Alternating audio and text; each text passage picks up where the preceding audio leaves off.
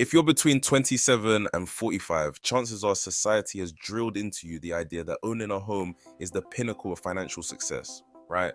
It's a dream sold to us from childhood, the white picket fence, the pride of ownership, and the promise of stability. But I am telling you, this very dream could be sabotaging your financial future. 1. A home isn't an investment, it's a liability. Many people buy a home thinking, this is my ticket to wealth. But the reality, your home is not an investment unless you sell it. And homes are illiquid, meaning if you want to quickly pull money out, you can't. Until that point of sale, it's a money sink. You're pouring thousands into property taxes, maintenance, and interest on your mortgage. And let's not forget the hidden costs like HOA fees or sudden repairs that wipe out your savings. In America, the average homeowner spends over $15,000 per year on maintenance and taxes alone.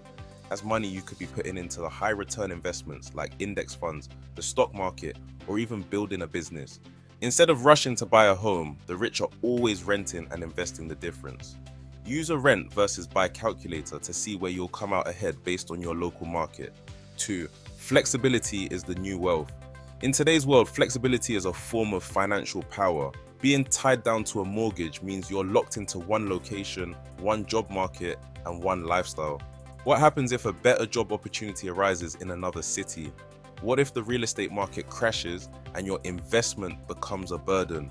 Statistics show that the average American moves 11.7 times in their lifetime, and millennials are moving even more frequently due to job changes and remote work opportunities.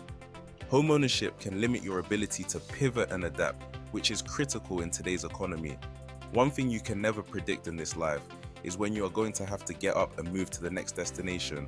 A good friend of mine lived in London. He was making a very good salary, but thought the taxes in London were just too much. He saw a work opportunity in Dubai where he will be doing the same role he was doing in London, but now in Dubai. Because he was renting and didn't own much, he was able to make this decision.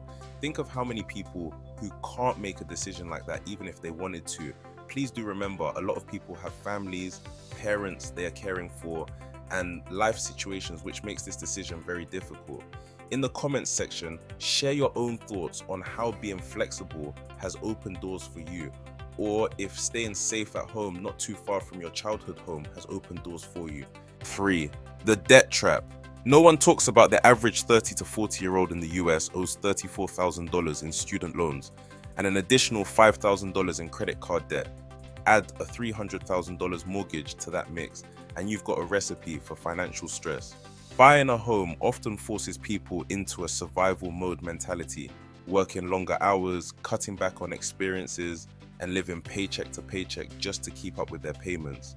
Is that really the life you want in your 30s? I know you have heard this one a bunch of times, and I try not to say what everyone else is saying online, but this one you honestly just can't beat.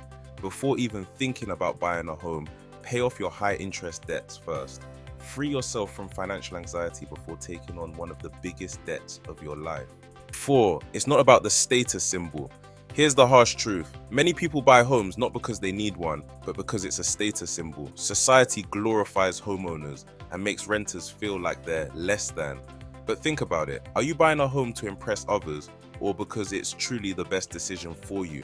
I think if people really asked themselves that question, they would think twice about their mortgage. Financial literacy teaches us to prioritize assets that generate income, not liabilities that drain it. Owning a rental property can make sense because it pays for itself. Owning your dream home, on the other hand, that's often just an expensive ego boost. 5. The wealth gap between renters and owners is shrinking. Here's something that will blow your mind. Studies now show that renters who invest aggressively in the stock market or other financial vehicles often outperform homeowners in long-term wealth. This is especially true in high-cost markets like New York, Louisiana, or even parts of Texas, where homes are priced far above their intrinsic value. If you're renting, put the money you save from not owning a home into investments. Automate your savings into a brokerage account and let compound interest work its magic. I'm going to say something that only the wealthy know and they tell their children every night.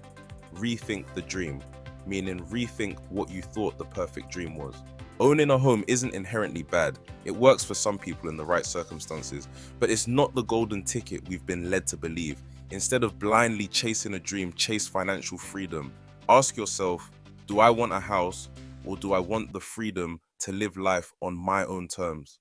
Remember, wealth isn't just about what you own, it's about the choices you have. Choose wisely. Have you ever wondered how the rich stay rich, or where they put their money, or if they know something that we don't know? Well, click here to see my video on how rich people hide their money. I explain all of the secrets.